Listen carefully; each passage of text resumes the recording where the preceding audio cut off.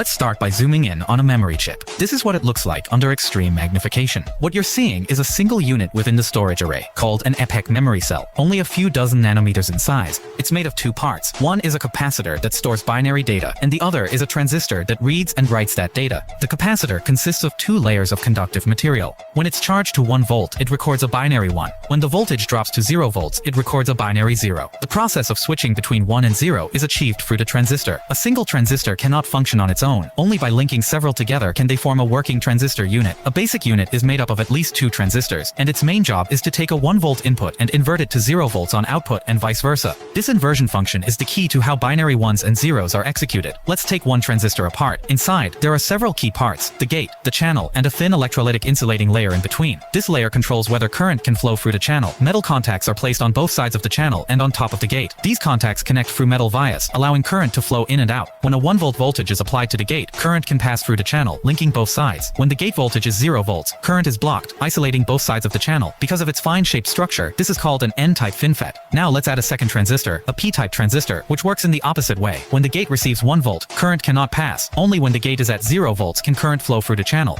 You can think of the N-type transistor like a regular faucet. Lift the handle to let water flow, press it down to stop. The P-type is the opposite. Press it down to open, lift it to close. Next, we connect the gates of both transistors together and merge their input contact into one shared terminal. This way, applying 1 volt or 0 volts to a single point controls both transistors simultaneously. Because their behaviors are opposite, when the gate is at 0 volts, the P-type is on and the N-type is off. When the gate is at 1 volt, the N-type turns on and the P-type turns off. Now, we add power rails above, one for voltage and one for ground. Beneath these rails, 2 contact points link them to the metal terminals of the transistors, forming a local closed circuit. The shared gate line becomes the input and the opposite interconnect line becomes the output. At this point, we've built a complete inverter transistor unit. When 1 volt is applied to the input, the voltage simultaneously reaches both gates. The N-type opens, the P-type closes. The 0 volt potential from the ground rail then flows through the N-type channel and via the metal interconnect to the output. The inverter's role is simple. It turns a 1 volt input into a 0 volt output. This is exactly how computers generate and process binary 1s and 0s. Even though the wires between transistors are only a few nanometers apart, they are fully wrapped in a special insulating material called a dielectric, which prevents electrical interference. This forms the fundamental function of a transistor